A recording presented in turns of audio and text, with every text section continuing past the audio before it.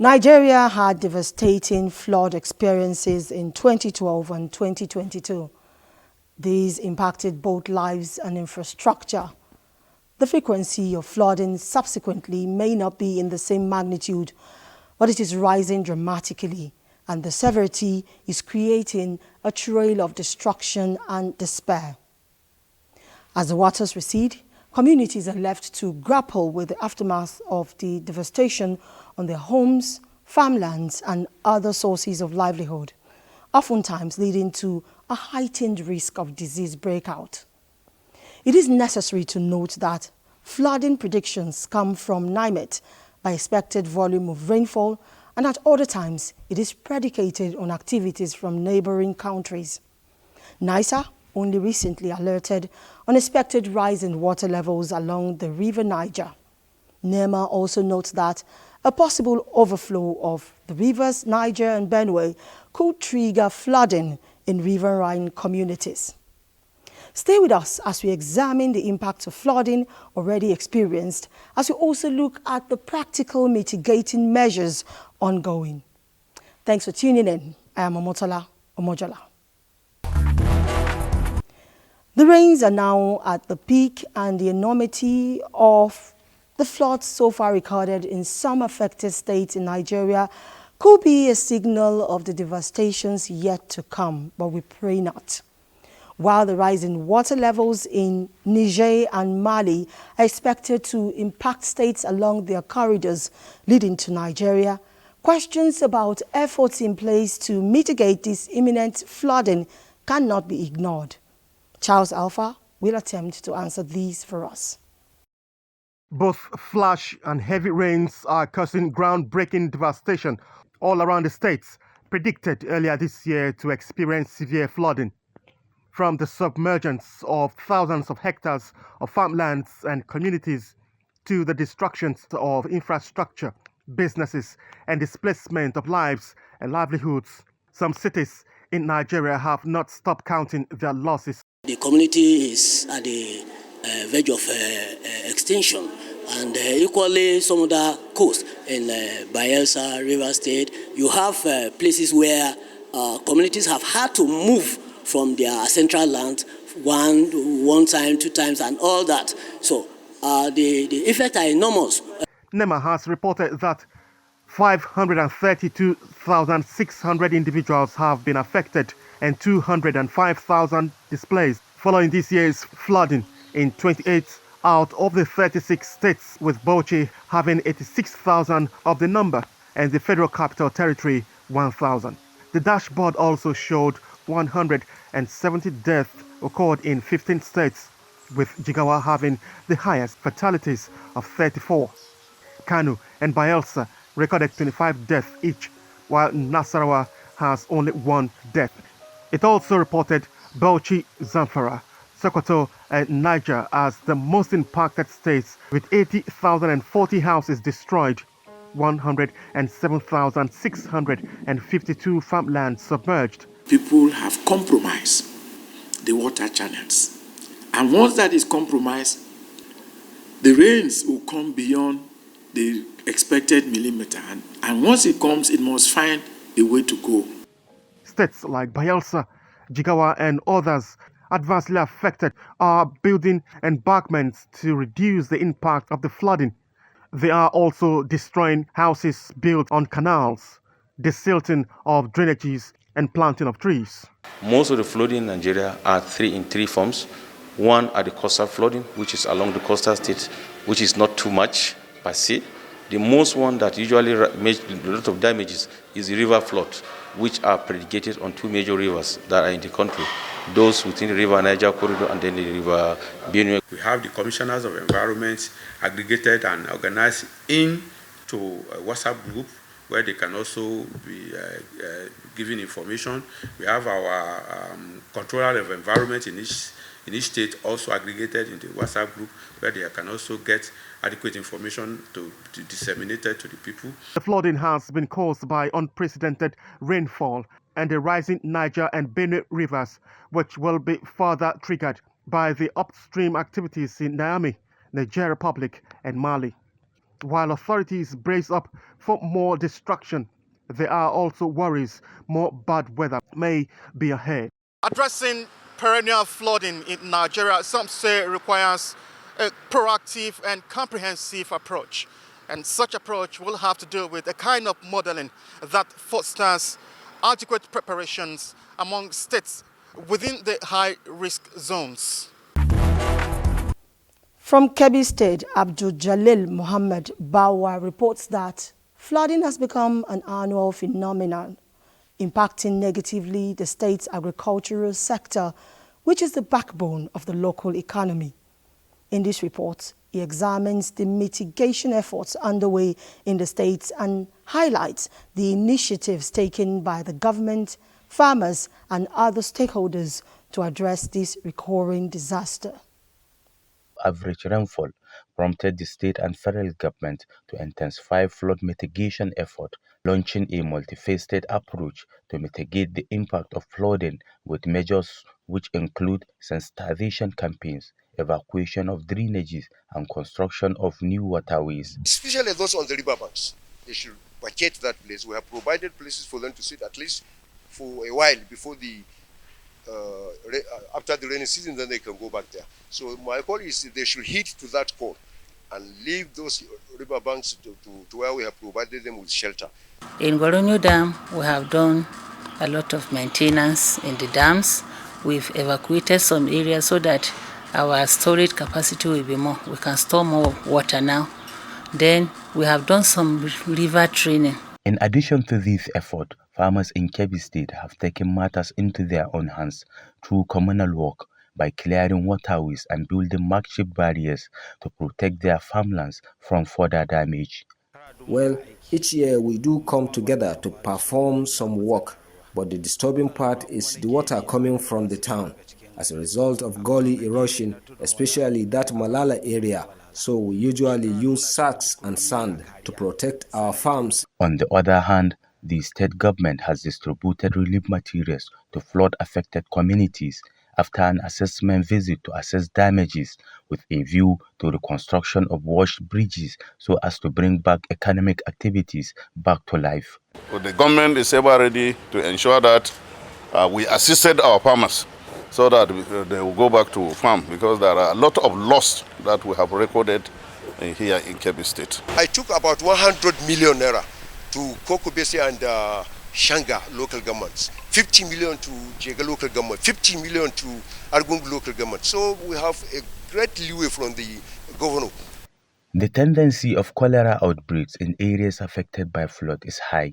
Therefore, Kebbi State government has since activated an emergency response team in case of any reported case of cholera or waterborne disease across the state.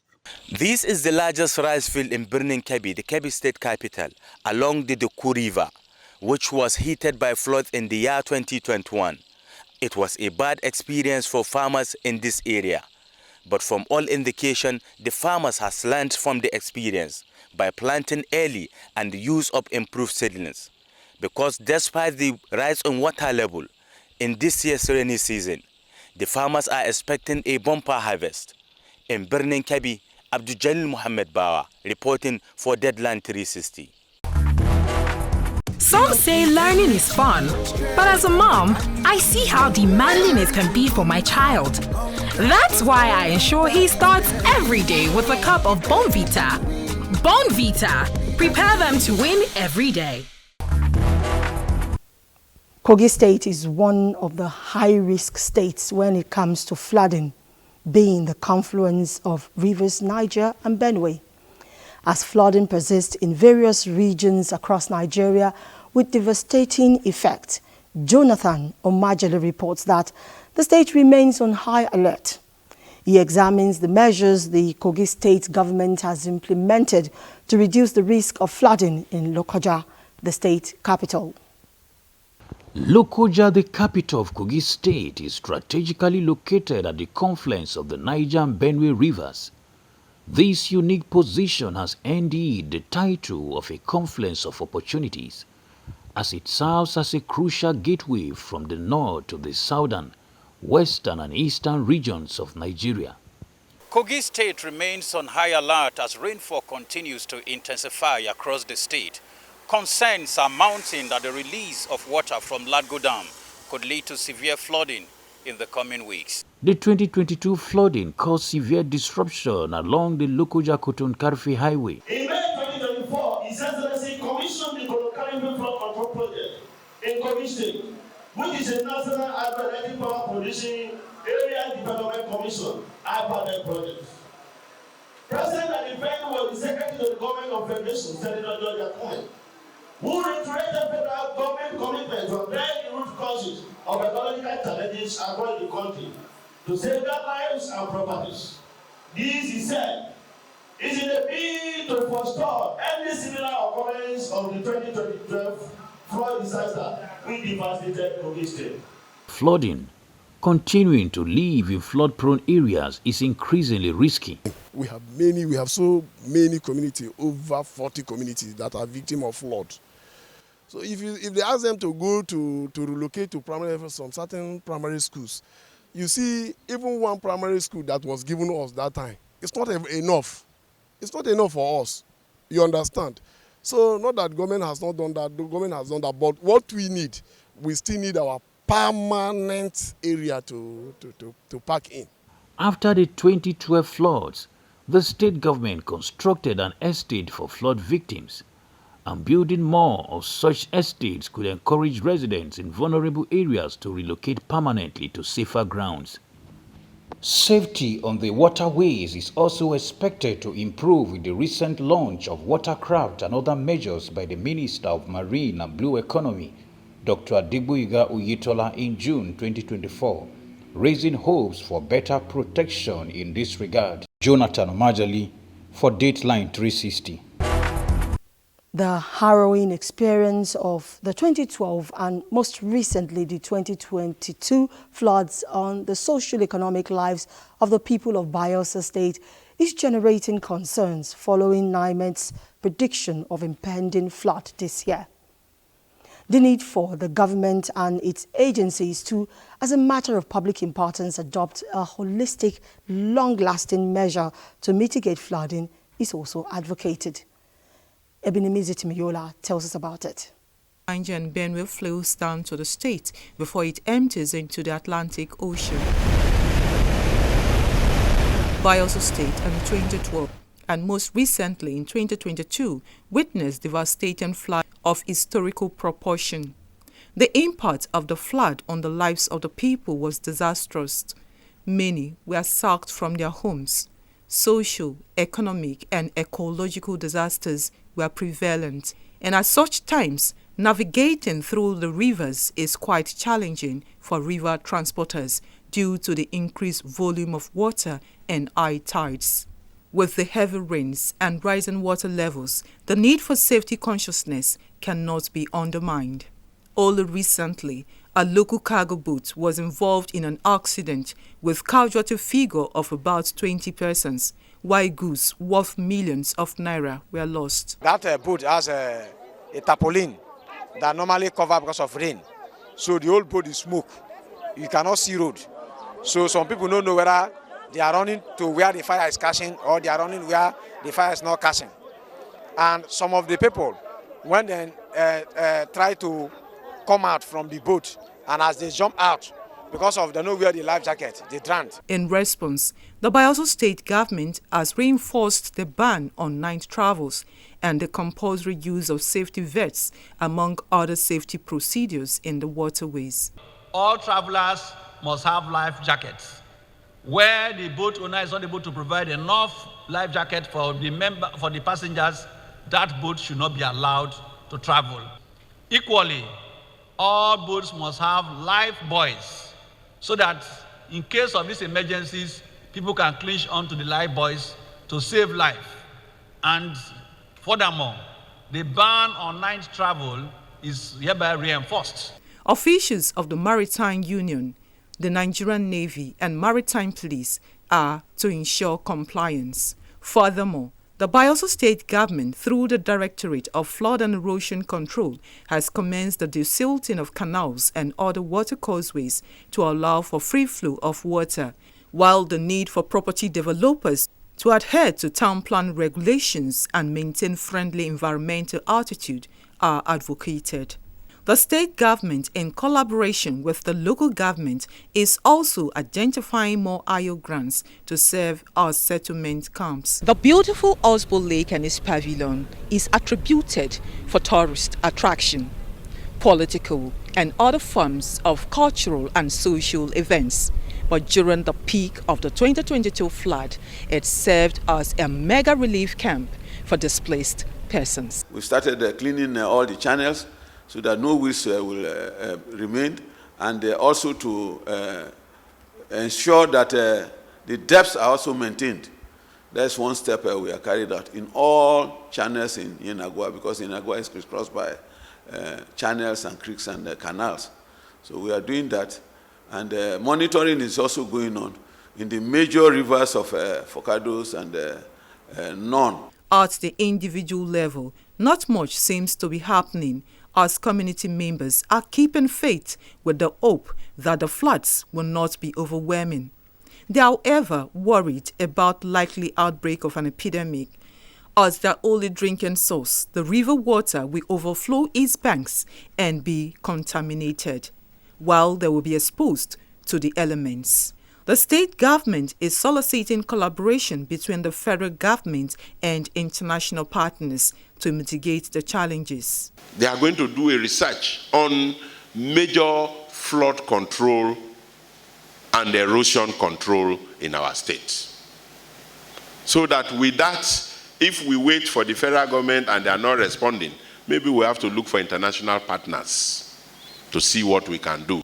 In the meantime, the federal government has approved funds to support states and the FCT as flood mitigation. Ebinimi Zitimiola, reporting for DATELINE360.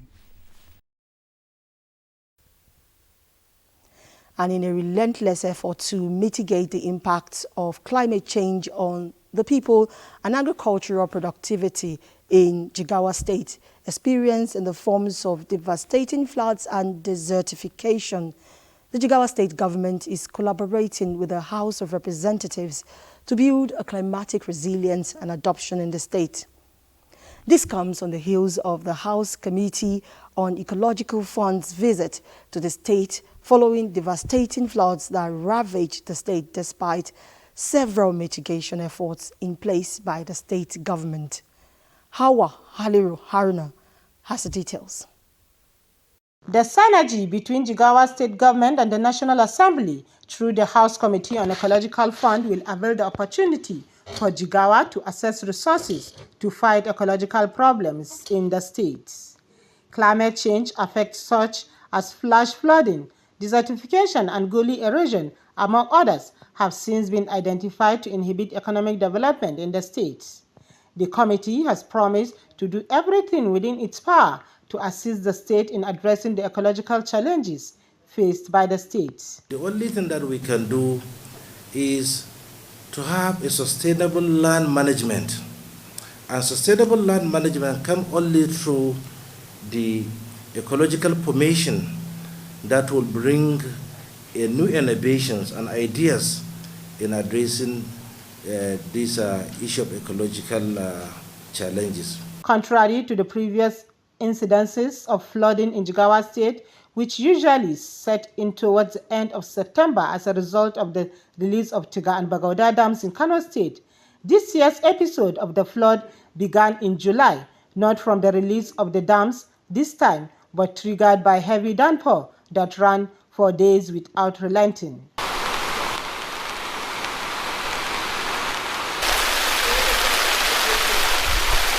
Significant number of villages were reinforced with embankment, and that's why we don't have many incidents like that was recorded before. And when you go to all these sites, like in Hadeja, for example, we have like 4 machines pumping out water and 2 tankers, also taking water out, taking it to outskirts of the city, dumping, coming back. This year, the flash flooding has defied the preventive and mitigation measures put in place by the state government to reduce the impact of the flooding arising not only from the release of heavy capacity dams in Kano State. So far, the flood has left in its trail over 50,000 persons displaced from their homes, more than 30 persons dead, about 8,000 houses collapsed, close to 12,000 farmlands submerged in about 150 communities across the affected 15 local government areas in the state. Out of the 14 local governments, the government was able to reach about 9 local governments with special aids, assistant, relief materials, medical assistance also. While the submerging of about 12,000 farmlands across the affected areas will have a negative impact on the food supply and their prices in the market and overall food security efforts in the country, as victims are now exposed to poverty and hunger, looking up to government and relatives for support. Mitigating the destructive impact of flood disaster in Jigawa State based on expert submission requires an external support to curb the menace. In the past couple of years, the Jigawa State government has invested a lot of resources in dredging of River Hadeja and construction of embankments to provide for smooth flow of flood water released from dams in Kano and environs. Hawa Halera Haruna reporting for DATELINE360. Flood is one of the challenges affecting agricultural activities and causing unnecessary setback in food production in Taraba State. Though the state is yet to witness such disaster this year, there are plans to engage farmers in irrigation farming to cushion the effect of any disaster encountered. Ado Adamo also completes the report. Taraba State is among the states of the Federation that annually suffers the effect of flooding, in which hundreds of farmlands are washed away. This year, it is predicted that the state will face similar challenges as the rain season advances. Some of the prompt areas that are mostly affected by flood in Taraba State include Bali, Mutumbiu, Karim Lamido, Ardokola, and the House of Orders. The peak period when flood is experienced is late August and early September every year due to the heavy rains and the release of water from the Lagdo Dam in the neighboring Cameroon. Up to this period, however, no any serious case of flood was recorded in Taraba State. But some farmers are complaining of the August spell which destroyed maize, millet, rice and other crops across the state. Salihu Ademukumba, chairman Old Farmers Association Taraba State Chapter, and some farmers believe that though the possibility of flood cannot be ruled out, yet the devastating effect of the August spell has dealt a heavy blow to farmers in Taraba State. The number of farmers that went into farm this year was almost 90%. But the effect we have was a drought. We have the drought within the month of July, part of August. In fact, we have a lot of damage, particularly maize, rice, and other crops that were planted. Heavy rainfalls being recorded recently are likely to cause flooding, hence the state government in putting in place measures to mitigate the effects. According to him, farmers will be provided with fertilizer and improved seeds to engage in dry season irrigational farming to recover the losses due to the spell. Most of our farmers that are living in the Liberia area, they should go on irrigation. Irrigation, as of now, is the solution. With the improved security and supply of fertilizer and farming input by the Taraba State government, bumper harvest is expected this year in line with the Taraba State government commitment, mass production of food to fight hunger despite the spell. Not only Taraba want to feed the country.